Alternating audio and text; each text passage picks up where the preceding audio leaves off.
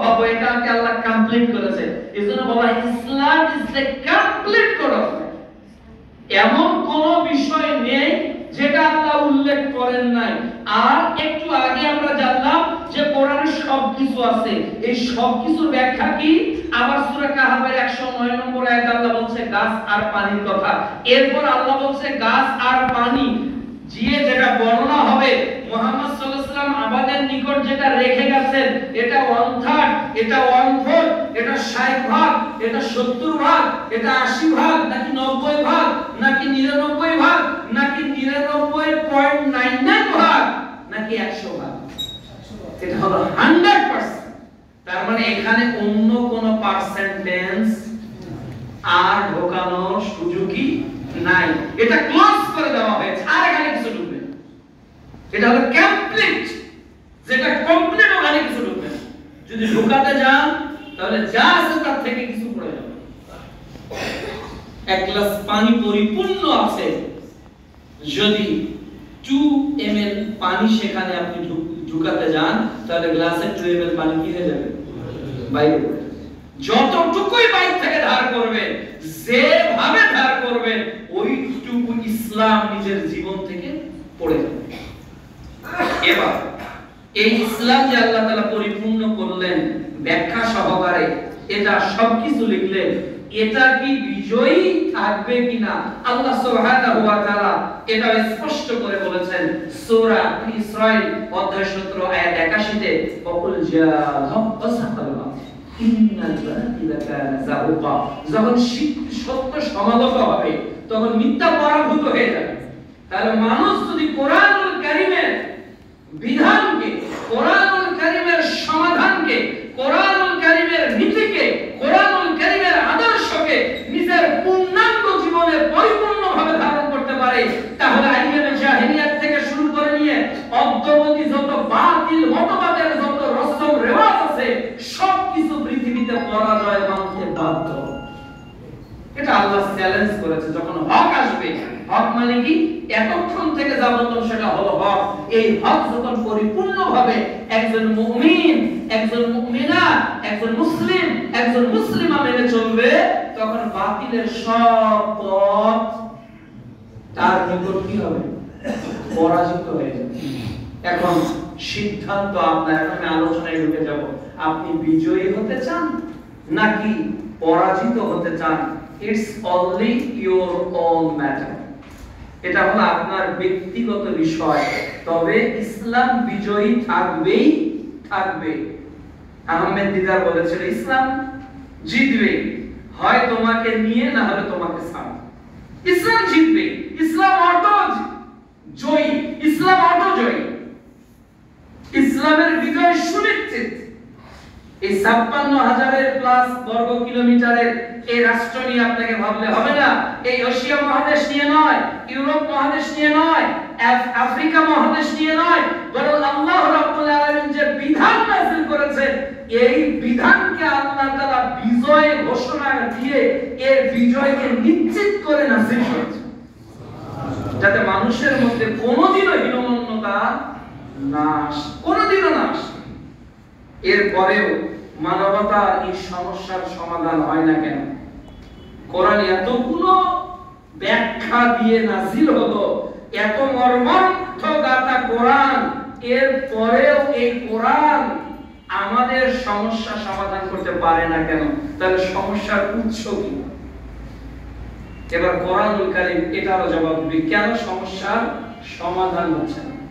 সূরা room অধ্যায় 30 আয়াত 41 আল্লাহ তাআলা বলেন জাহারাল ফাসাদু ফিল বাররি ওয়াল বাহরি বিমা কাসাবাত আইদিন নাস। তাহলে এই যে ফাসাদ, এই যে বিপর্যয়, এই সমস্যা তৈরি করেছে কারা? আল্লাহ বলছে বিমা কাসাবাত আইদিন নাস। এটা হলো মানুষের কর্ম। তাহলে পৃথিবীতে যত অশান্তি, পৃথিবীতে যত মারামারি, পৃথিবীতে যত গন্ডগোল, পৃথিবীতে কোরআনের পথ থেকে ভুল পথ, হক থেকে বাতিল, সত্য থেকে মিথ্যা, আলো থেকে অন্ধকারের দিকে যে মানুষ দৌড়াচ্ছে, এটা মানুষকে আল্লাহ দিয়েছে নাকি মানুষের কর্মের ফল? আল্লাহ বলছে মানুষের কর্মের ফল, এটা মানুষের কর্মের ফল। তাহলে মানুষ যদি এই কর্মফলগুলোকে ইসলামিক ভাবে গ্রহণ করে তাহলে মানুষ শান্তিতে থাকবে কিনা? মানুষ যদি অন্ধকার ছেড়ে আলো ধরে, মিথ্যা ছেড়ে সত্য ধরে, অন্যায় ছেড়ে ন্যায় ধরে, তাহলে মানুষ আলোর পথে চলবে কিনা? আল্লাহ রাব্বুল আলামিন বলছেন 2 নম্বর কারণ কেন সমস্যার সমাধান হচ্ছে না, সূরা ফুরকান অধ্যায় 25 আয়াত 30 এ ওয়াকালা রাসূল ইয়া রাব্বি ইন্না কওমি ইত্তাখাযু হাযাল কুরআনা মাহজুরা। কিয়ামতের দিন মুহাম্মদ সাল্লাল্লাহু আলাইহি ওয়াসাল্লাম আল্লাহর নিকট অভিযোগ করবেন, আল্লাহ আমার উম্মত কোরআনুল কারীমকে পরিত্যাগ করেছে। তাহলে আমরা সমস্যা চিহ্নিত করতে পারলেই সমাধানের নীতি বের করতে পারব। তাহলে কোরআনুল কারীমে 2টি আয়াত শুধু মনে রাখেন। আল্লাহ তাআলা সূরা রুমে বলছে 42 নম্বর আয়াতে, 41 নম্বর আয়াতে যে এই বিপর্যয় মানুষের কারণে। আর মানুষের এই বিপর্যয় কেন নেমে এসেছে? সূরা ফুরকান অধ্যায় 25 আয়াত 30 এ আল্লাহ রাসূল বলতেছে মানুষের এই বিপর্যয় এসেছে কোরআনকে গ্রহণ করা না ছেড়ে দেওয়ার কারণে। ছেড়ে দেওয়ার কারণে। এখন কোরআনুল কারীমকে আমরা কিভাবে ছেড়েছি? কয়টি জায়গায় ছেড়েছি? অনেকগুলো জায়গায় ছেড়েছি। আমি মোটের উপর 4-5টা জায়গার কথা বলবো আজকের আলোচনা। 1 নাম্বার, পারিবারিক জীবনে কোরআনুল কারীমে একটা শান্তির বার্তা আছে। আমরা যারা পরিবারের কর্ণধার স্বামী, যাদের স্ত্রী রয়েছে, যারা স্ত্রী আছেন, যাদের স্বামী রয়েছে, আল্লাহ তাআলা ইসলামকে আমাদের নিকট রহমত হিসেবে দিয়েছিলেন। আল্লাহ তাআলা স্বামী স্ত্রীর মহব্বতকে বাড়িয়ে দিয়েছিলেন, তাদের মধ্যে ভালোবাসাকে গাঢ় করেছিলেন।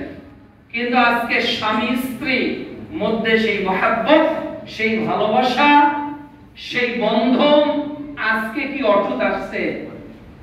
নেই। রাসূলের জীবনী এবং তার স্ত্রীদের জীবনীর সঙ্গে আপনার ফ্যামিলি লাইফটাকে একটু মিলিয়ে নেন তো। খাদিজা রাদিয়াল্লাহু তাআলা আনহার সঙ্গে মুহাম্মদ সাল্লাল্লাহু আলাইহি ওয়াসাল্লামের কি মধুর সম্পর্ক ছিল।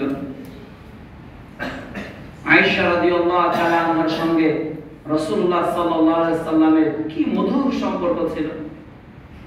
খেতে বসতেন, সম্পর্ক, কোরআন তেলাওয়াত করতেন, সেখানে স্ত্রীর পুরু আছে না নেই? এই যে মহব্বত, ভালোবাসা, একজন খাচ্ছে আর একজন খাওয়াই দিচ্ছে, একটা গোস্তের টুকরা দুইজন ভাগাভাগি করে খাচ্ছে, একই গ্লাসের একই জায়গায় দুইজন মুখ লাগিয়ে পানি পান করতেছে। সুবহানাল্লাহ, কি মহব্বত ছিল। আর আজকে স্বামী স্ত্রীর মধ্যে টাকা আছে কিন্তু শান্তি নাই। এর পিছনে কারণ হলো 1, আমি দায়ী, 2, কোরআন দিয়ে আমি আমার পরিবারকে সাজাতে পারি না। আমার ডাইনিং টেবিল রয়েছে কিন্তু ডাইনিং টেবিলে আল্লাহ রাসূলের সেই আদর্শ নেই। আমার বাড়িতে 3-4 লক্ষ টাকা দামের খাট রয়েছে কিন্তু মুহাম্মদ সাল্লাল্লাহু আলাইহি ওয়াসাল্লামের সেই চাটাই, যা যিনি উঠলে চাটাইয়ের দাগ পিঠের উপর রেখাপাত করত, ওই শান্তিগুলো আজকে পরিবার থেকে 3 লক্ষ টাকা দামি খাটে খুঁজে পাওয়া যায় না। আজকে আমাদের বাড়িতে তরকারি ঠান্ডা হয়ে গেলে ওভেন রয়েছে, তরকারি নষ্ট না হওয়ার জন্য ফ্রিজ রয়েছে। আজকে আমাদের টিপ দিলেই শত প্রকার রান্নার কলা কৌশল রয়েছে, কিন্তু মুহাম্মদ সাল্লাল্লাহু আলাইহি ওয়াসাল্লামের 3 দিন অনাহারে থাকা পরিবারে শান্তি ছিল, দৈনিক 5 বেলা খেয়ে ওই পরিবারে শান্তি। কারণ কেননা পরিবারের সব আছে কিন্তু কোরআন। পরিবারের সব কিছু চলে, কোরআনের নীতি কেবল পরিবারে চলে না। এজন্য আল্লাহ তাআলা বলছে যখন তুমি কোরআন ছাড়লে তখন তুমি তোমার হাতে তোমার পরিবারের ধ্বংস নিয়ে আসবে। টাকা থাকবে শান্তি থাকবে না, এসি থাকবে ঘুম ধরবে না, ট্যাবলেট খেয়েও ঘুম ধরবে না। আপনার কেন? কারণ আপনি আপনার পারিবারিক লাইফে ইসলামকে লিড করেন না। ওয়াল্লাহি আল্লাহর কসম করে বলছি, যাদের বৈবাহিক জীবনে ইসলাম নেই, যাদের বৈবাহিক জীবনে বিবাহ বন্ধনে বেডরুম, রান্নার রুম, ডাইনিং রুম, কিচেন রুমে আল্লাহর রাসূলের আদর্শ নেই, সে যত বড়ই কোটিপতি হোক না কেন, তার বাড়িটা যত দামি বাড়ি হোক না কেন, তার বাড়িটা যত রাজপ্রাসাদ হোক না কেন, স্বামী স্ত্রীর ঘুম আলিঙ্গন করে কখনো ভোর হতে পারে না। তাহলে এই এই সমস্যার সমাধান কে দিবে? কোরআন দিবে। যখন আপনি কোরআনকে মেনে চলে মুহাম্মদ সাল্লাল্লাহু আলাইহি ওয়াসাল্লামের জীবনের অনুকরণ করবেন, শান্তিতে থাকবেন। 2 নাম্বার, মানুষের সবচেয়ে বড় সমস্যা হলো অর্থনীতি। অর্থনীতি, ইকোনমিক্স, ম্যাক্রো ইকোনমিক্স আছে, মাইক্রো ইকোনমিক্স আছে। মানুষ ইকোনমি নিয়ে খুব ব্যস্ত। মানুষের অর্থনীতি প্রাচুর্যতা নিয়ে মানুষ আজকে মরিয়া। কে কত টাকার মালিক হবে, কে কত সম্পদের মালিক হবে, কিন্তু আল্লাহ রাব্বুল আলামিন অর্থনৈতিক জীবনের একটা চালিকা শক্তি দিয়েছেন। মানুষের কোন অর্থনীতির ধারা অনুযায়ী চললে মানুষ তার আর্থিক জীবনে শান্তিতে থাকবে, আর কোন অর্থনৈতিক ধারা অনুসরণ করলে মানুষ অশান্তিতে থাকবে, কোরআনুল কারীমে এই বিষয়ে উল্লেখ করা হয়েছে। এই বিষয়ে আমি প্রায় 5টি পয়েন্টের কথা বলবো। আল্লাহ তাআলা প্রথমে বলেছেন কি, আহাল্লাহুল বায়া, আল্লাহ তাআলা ব্যবসাকে কি করেছেন? হালাল। ব্যবসা হলো হালাল। সূরা বাকারা অধ্যায় 2 আয়াত 275। এরপর রাসূল সাল্লাল্লাহু আলাইহি ওয়াসাল্লাম বলেছেন যে নিজ হাতের যে কামাই এটা উত্তম, এটা সর্বোত্তম। 3 নাম্বার, রাসূলুল্লাহ সাল্লাল্লাহু আলাইহি ওয়াসাল্লাম বলছেন যে ইন্নাল্লাহা তাইয়্যিব, আল্লাহ হলেন পবিত্র। আল্লাহ হলেন নিজেই পবিত্র। তাহলে আল্লাহ তাআলা আমাদের কাছে যে অর্থনীতিটা চাচ্ছে, যে উপার্জনটা চাচ্ছে, এটি হালাল না হারাম? এটি হালাল আল্লাহ তাআলা চাচ্ছে। আল্লাহ রাব্বুল আলামিন এই বিষয়ে স্পষ্ট আরো করেছেন। সূরা বাকারা অধ্যায় 2 আয়াত 168 তে আল্লাহ বলেছে, ইয়া আইয়ুহান নাস কুলু মিম্মা ফিল আরদি হালালান তাইয়্যিবা। এই জমিনের মধ্যে আমি যা তাইয়্যিব এবং হালাল দিয়েছি, যা পবিত্র এবং বৈধ, এটা তোমরা কেবল ভক্ষণ করো। তাহলে মুসলমানদের অর্থনীতিতে যদি আমরা সমাধান পেতে চাই, তাহলে 2টা শব্দ একটা টাকার পিছনে ব্যয় করতে হবে, একটা খাদ্যের পিছনে ব্যয় করতে হবে, একটা আয়ের পিছনে ব্যয় করতে হবে। 2টা শব্দ, এটা হালাল কিনা আর এটা পবিত্র কিনা, 2টা সব সময় থাকবে। 1 কাপ চা খেলেও চিন্তা করবে এটা আমার হালাল হচ্ছে কিনা, আর এই চাটা পবিত্র কিনা, এটা বাসি কিনা, এটা চুরির কিনা, এটা পবিত্র কিনা। 2টা জিনিস মুসলমান ভাববে। কোটি টাকা তার সামনে আসবে, ফেলে দিবে। কেন? তৈয়ব না থাকার কারণে। দূর অতীতে তাই হয়েছে। সোনার কলস পেয়েছে, ভেবেছে না এটা আমার জন্য তো হালাল নয়, পবিত্র হবে না। ভাই যে আপনার জমি, এই যে কলসটা সোনা নিয়ে যান, বলছে না আমি বিক্রি করে দিয়েছি। জমির মধ্যে যা আছে তাও বিক্রি করেছে, বলছে না জমিও বিক্রি করেছে, যা আছে তাও বিক্রি করেছে। তার মানে 2 জনই বলছে এটা যদি নেই আর হালাল না হয়, তাহলে আল্লাহ তো কবুল করবেন না। এটা যদি পবিত্র না হয়, ইবাদত তো কবুল হবে না। তাহলে মুসলমান যদি অর্থনীতিতে এই 2টা জিনিস মেনে চলতো, তাহলে মুসলমান আর্থিক জীবনে সবচেয়ে বেশি সুখী হবে। কিন্তু রাসূল সাল্লাল্লাহু আলাইহি ওয়াসাল্লাম তো বলেছেন সহিহ বুখারী ক্রয় বিক্রয় অধ্যায় 2059 নম্বর হাদিস, যে এমন একটা সময় আসবে মানুষের অর্থ উপার্জনে মানুষ হালাল হারাম বিবেচনা। তাহলে অশান্তি কেন আসছে আর শান্তির উৎসটা কি, সব আল্লাহ তাআলা কোরআনে বলেছে। এরপর দেখেন আল্লাহ তাআলা আরো কি বলছে। আল্লাহ বলছে সূরা জুমা অধ্যায় 62 আয়াত 11, আল্লাহু খায়রুর রাযিকিন, আল্লাহ হলেন উত্তম রিজিকদাতা। আল্লাহ শুধু রিজিক দেয় না, খায়র আল্লাহ বলছে উত্তম। তাহলে আপনি রিজিক চান নাকি উত্তম চান? উত্তম রিজিকটা চাইতে হবে। আমরা দোয়া বলি আল্লাহুম্মা ইন্নী আসআলুকা ইলমান নাফিয়া ওয়া আমালান মুতাকাব্বালা রিজকান তাইয়্যিব। রিজিক হলেই হবে না, এটা তাইয়্যিব কিনা, তাইয়্যিব নির্ধারণ হবে যদি আল্লাহ সেটাকে হালাল করে, আর উপার্জনটা যদি বৈধ হয়, তাহলেই কেবল এই রিজিকটা পবিত্র হতে পারে, না হলে না। এই উপস্থিতি। এরপর আল্লাহ তাআলা বলছেন যে সূরা হুদ অধ্যায় 11 আয়াত 6, ওমা মিন দাব্বাতিন ফিল আরদি ইল্লা আলাল্লাহি রিজকুহা। মানুষ যাতে অর্থনীতিতে ইনকাম করতে গিয়ে হতাশায় না পড়ে, কি খাবো ইনডিসিশনে না ভোগে, আসলেই কি আমি বড় লোক হতে পারবো, আসলেই কি আমি আমার সন্তানকে পরিচালনা করতে পারবো, আসলেই কি আমার ফ্যামিলিকে আমি লিড দিতে পারবো। আল্লাহ তাআলা অভয় দিয়ে বলছেন, শোনো, এই জমিনে মানুষ তো দূরের কথা, জিন তো দূরের কথা, এই পৃথিবীতে এমন কোন প্রাণী বিচরণ করে না যাদের রিজিকের দায়িত্ব স্বয়ং আল্লাহ নিজে গ্রহণ করেন। সুবহানাল্লাহ। তাহলে মুসলমান কখনো অর্থনীতি নিয়ে চিন্তা করবে না। মুসলমানের চিন্তা হবে দুইটা জিনিস নিয়ে, অর্থনীতিতে কয়টা জিনিস নিয়ে? দুইটা। এই খাদ্যটা হালাল কিনা আর এই খাদ্যটা পবিত্র কিনা। বাকি বিষয়টাকে মিট আপ করার জন্য, বাকি বিষয়টাকে আপনার নিকট আনার জন্য জিম্মাদারি কে নিয়েছে? আল্লাহ জিম্মাদারি নিয়েছে। আল্লাহ জিম্মাদারি নিতে নিতে এমন শব্দ ব্যবহার করেছে যার অনুবাদ পৃথিবীর কোন আলেম আপনাকে ব্যাখ্যা করে বোঝাতে পারবে। সূরা তালাক অধ্যায় 65 আয়াত 3 আল্লাহ বলেন, আমি এমন ভাবে রিজিক দিব যা তোমরা কল্পনাও করো না। বলেন কোন আলেম এটা কি ব্যাখ্যা করেছে?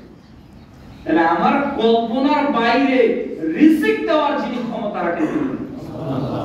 এই বিশ্বাস যাদের আছে তাদের অর্থনীতি স্বচ্ছ। ওরা এক বেলা খাবে কিন্তু হারাম খাবে না। ওরা না খেয়ে থাকবে কিন্তু অবৈধ উপার্জন করবে না। এটা কাদের দ্বারাই সম্ভব? যাদের মধ্যে হালাল তাইয়্যিবা, হালাল আর পবিত্র নীতি যাদের মধ্যে আছে, যাদের অর্থনীতি পবিত্র, তারা কখনো অন্যায় পথে পাড়ি জমাবে না। এরপর কি করতে হবে? আল্লাহ তাআলা বলতে ব্যয়, টাকা হলেই ব্যয় করতে হবে, অর্থ হলেই ব্যয় করতে হবে। সূরা বাকারাতে আল্লাহ শুরুতেই বলছে অধ্যায় 2 আয়াত 3 এ যে আমি যা রিজিক দিয়েছি ওটা থেকে ব্যয় করো। তার মানে আল্লাহ বলেনি যে ওটা আপনার, আল্লাহ বলেছে রিজিক কার? আমি যা দিয়েছি তা থেকে ব্যয় করো। একই কথা আল্লাহ তাআলা বলছে সূরা ইমরান অধ্যায় 3 আয়াত 134 এ যে আল্লাযীনা ইয়ানফিকুনা ফিস-সাররাই ওয়াদ-দাররাই, ব্যয় করতে আপনি বাধ্য। এখানে আজকে সবচেয়ে গরীব যে লোকটা অটো চালায়, যে লোকটা রিকশা চালায়, যে লোকটা মুড়ির ব্যবসা করে, যে লোকটা একেবারেই হেলচুমাও দিনে আনে দিনে খায়, আল্লাহ রাব্বুল আলামিন তাকেও বলছেন তুমি অসচ্ছল আছো, এর পরেও তোমাকে আল্লাহর পথে ব্যয় করতে হবে। তাহলে অর্থনীতির প্রথম স্টেপ আমি আলোচনা করেছি, আমার রিজিকটাতে দুইটা জিনিস থাকতে হবে, হালাল আর পবিত্র কিনা। যখন এই দুইটা জিনিস মিট আপ হয়ে গেল, এবার আল্লাহ বলছে তাহলে রিজিক তো আমি দিলাম, আমি তো উত্তম রিজিক, তাতে এবার ব্যয় করো, যতটুকু পারেন ব্যয় করো। এটা আপনাকে ব্যয় করতে হবে। তাহলে ব্যয়ের প্রতি আপনাকে উৎসাহ আল্লাহ তাআলা কিভাবে দিয়েছেন? সহিহ বুখারী প্রথম খণ্ড কিতাবুস সালাত 660 নম্বর হাদিস, আরশের ছায়া পাবেন, ডান হাতে দান করলেন, বাম হাত জ্বাললো না, আপনি আরশের ছায়া পেলেন। সুবহানাল্লাহ। এরপর আল্লাহ তাআলা আরেকটু এগিয়ে আপনাকে বলছে সূরা মুনাফিকুন অধ্যায় 63 আয়াত 10 এ যে ওই দিন আসার আগে দান করো যেই দিন মৃত্যু চলে আসবে, আর তোমরা চাইবে সুযোগ, আর সুযোগ দেওয়া হবে। তাহলে আমি দান করার আজকে দান করব, আগামী কালকে নিয়ত করতেছি আগামী কালকে আমার সুযোগ না আসতে পারে। তাহলে আমার সুযোগটাকে আল্লাহ তাআলা স্পষ্ট করলেন। এরপর কি করতে হবে? অর্থনীতিকে ঠিক করতে গেলে কর্জে হাসানা আল্লাহ তাআলা কোরআনে বলেছেন যে তোমরা কর্জে হাসানা প্রদান, এটি হলো উত্তম। একজন মানুষ টাকা যাচ্ছে, তাকে টাকা ধার দেন, ভাই 10,000 টাকা আমার লাগবে, চুক্তিবদ্ধ হয়ে তাকে টাকা ধার দেন সাক্ষীর মাধ্যমে, তাহলে সেই লোকটা কি হবে? অর্থনীতিতে উপকৃত হবে। সে হয়তো 10,000 টাকা দিয়ে একটা দোকান করবে, হয়তো কিছু কলা কিনবে, এরপর কিছু ইফতার প্যাকেজ কিনবে, কিনে এটা আপনার বেড়া উপজেলার কোন একটা জায়গায় সে রাস্তায় দোকান দিয়ে বসবে। এই 10,000 টাকায় তার 2,000 টাকা ইনকাম হবে, ওখান থেকে আপনাকে ধীরে ধীরে 1,000 টাকা করে ধীরে ধীরে পরিশোধ করবে। তাহলে আপনারও পরিশোধ হয়ে গেল, ওই লোকটার অর্থনীতির চাকাটা কি হয়ে গেল? সচল হয়ে গেল। এরপর আল্লাহ তাআলা কর্জে হাসানার কথা বলতেছেন তোমরা যাকাত দাও। যাকাত দিলে কি হবে? বড় লোকদের সম্পদে অধিকার রয়েছে কাদের? অভাবীদের, গরীবের। ভাগ করতে হবে। সূরা তাওবা অধ্যায় 9 আয়াত 60 আল্লাহ তাআলা এইভাবে টোটাল ইকোনমিক দিকটা বলেছে। আগে নিজের পবিত্রতা, এরপর নিজের ব্যয়, এরপর কর্জে হাসানা, এরপর যে মাল আল্লাহ দিয়েছে এর নিসাব পরিমাণ হলেই তোমাকে যাকাত দিয়ে দিবে। এভাবে যদি মানুষ আজকে চলে, তাহলে মানুষ আল্লাহ তাআলার যতটুকু ইবাদত করবে ততটুকু ইবাদতকে আল্লাহ সমূলে কবুল করে নেবে ইনশাআল্লাহ। কিন্তু আমরা ইবাদত করি, ইবাদত কবুল হয় না।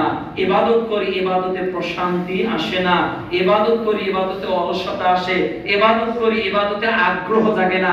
এই যত কারণ চারটা বললাম, এই কারণগুলোর কারণ হলো আমাদের অর্থনৈতিক দিকটা স্বচ্ছ না। যাদের অর্থনৈতিক দিক স্বচ্ছ নাই, সিজদায় যাবেন কিন্তু আল্লাহর সামনে মাথা নত করতেছেন, এটা দিমাগে আর কাজ করবে কেন? প্রশান্তির সালাত যে যেটা আল্লাহ সূরা মুমিনুন অধ্যায় 23 আয়াত 1 এ বলেছে, এই প্রশান্তি তারাই অনুভব করবে যাদের হৃদয়টা পবিত্র বিশুদ্ধ। সফল এই ব্যক্তি যে তার আত্মাকে পরিশুদ্ধ করেছে। এই পরিশুদ্ধই হলো যাকাত, এই পরিশুদ্ধই হলো মালের যাকাত আল্লাহর পথে দেওয়া। এর বাইরে যা আছে তা হলো হারাম, এর বাইরে যা আছে তা হলো অবৈধ। তাহলে এই পথ থেকে সমাধান না নিয়ে আমরা কেন ভুল পথে যাচ্ছি? আল্লাহ কোরআনে ওটার উত্তর দিয়েছেন। সূরা তাকাসুর পারা 30 অধ্যায় 102 আয়াত 1 এ আল্লাহ বলছে, আল্লাহুম তাকাসুর। তাহলে আপনার উপার্জনে হালাল নেই, তৈয়বা কেন নেই? আপনি তাকাসুর শুধু চাই, আমাকে এত টাকার মালিক হতে হবে, আমাকে এত দূর সামনে যেতে হবে, চাই এটা হালাল হোক আর হোক, আমার লক্ষ্য হলো ওখানে যেতে হবে। ওই লক্ষ্যে যাওয়ার জন্য ডান বাম সামনে পিছনে বোনের জমি, চাচার জমি, ভাইয়ের জমি, মাইট ইসরায়েল যত প্রকার সিস্টেম আছে সবগুলোকে অ্যাপ্লাই করো, আছে না? সবগুলোকে অ্যাপ্লাই করো, আমাকে ওই লক্ষ্যে যেতে হবে। তাহলে মানুষ যখন আল্লাহর সমাধানে অর্থনীতি গ্রহণ করবে না, যখন মানুষ তাকাতুর হাকুমত তাকাতুর, যখন রাসূল সাল্লাল্লাহু আলাইহি ওয়াসাল্লাম মানুষ যখন আত্মভোলা হয়ে যাবে, তখন ওই মানুষটি আর বিবেক সম্পন্ন না থেকে বিবেকহীন হয়ে যাবে। তার মাধ্যমে সবই করা সম্ভব। আল্লাহ সুদকে হারাম করেছে, সে সুদ খাবে। আল্লাহ সূরা বাকারা অধ্যায় 2 আয়াত 188 তে বলতেছে, খবরদার অন্যের মাল আত্মসাৎ করো না। ও ঘুষ খাবে, ও অন্যায়ভাবে অন্যের মাল আত্মসাৎ করবে। মান রাশানা ফালাইসা মিন্না, ও প্রতারক হয়ে যাবে। এনে হাও, ও ওজনে কম দিবে, অন্যের জমির আইল ফেলবে, ও যৌতুক দিবে, ও সাদাবাজি করবে, ও ছিনতাই করবে, ও ডাকাতি করবে। যত প্রকার ইনকামের সোর্স হারাম আছে, ও কোন না কোন পথ বেছে নেবে। কেউ কোটটাই পরে বেছে নেয়, আর কেউ অপারেশন থিয়েটারে ওই যে সিজারিয়ান যে সিস্টেম গুলো আছে এগুলো বেছে নেয়, অথবা কেউ রাজপথে চাপাতি বেছে নেয়। কিন্তু দুইটাই ডাকাত। ওই ডাক্তারও ডাকাত, ডাকাতও ডাকাত। ডাক্তারও ডাকাত, ডাকাতও ডাকাত। কেমন সিজার ছাড়া তো বাচ্চা হবে না। তো গরুর বাচ্চা হতে সিজার লাগে না। ওই ডাক্তারের মা ডাক্তারকে জন্ম দিয়েছে, ওই ডাক্তারের মায়ের সিজার লাগে না। কারণ বাংলাদেশের শতকরা 90 জন ডাক্তারের কাছে গেলে সিজার ছাড়া বাচ্চা হয় না। তাহলে ওর মা ওকে কিভাবে জন্ম দেবে? নরমালে। তার মানে যদি আপনি নরমালে ডেলিভারি করতে যান, তাহলে এটা আধা ঘন্টাও লাগতে পারে, 5 ঘন্টাও লাগতে পারে, 6 ঘন্টাও লাগতে পারে। পেইন যখন প্রপারলি হবে, যখন নির্দিষ্ট একটা ইঞ্চিতে জরায়ুটা খুলে যাবে, তখন না বাচ্চা আসবে। এই এতক্ষণ পর্যন্ত কি ডাক্তারের টাইম আছে? তো কষায় ও যদি একটা পেট কেটে ফেলে 10 মিনিটের মধ্যে ও কাজ শেষ করে 15,000 টাকা নিয়ে চলে গিয়ে আর একটা জায়গায় আর একটা পেট কাটবে। আর ওই ডাক্তারটা কি করতেছে? ও হাইওয়েতে কোন একটা নীরব রাস্তায় গাছ ফেলে দিয়ে, একটা অটো রিকশা দাঁড় করিয়ে, একটা পিকআপ দাঁড় করিয়ে, একটা হাইস দাঁড় করিয়ে, সবার সামনে পিস্তল চাপাতি ঠেকিয়ে টাকা নিচ্ছে। বলেন ওটা এসি রুমের ডাকাতি আর একটা হলো খোলা মাঠের ডাকাতি। ওকে বড় লোক হতে হবে, এমনি নাও। ও অফিসার বস, ফাইল সিগনেচার করবে না।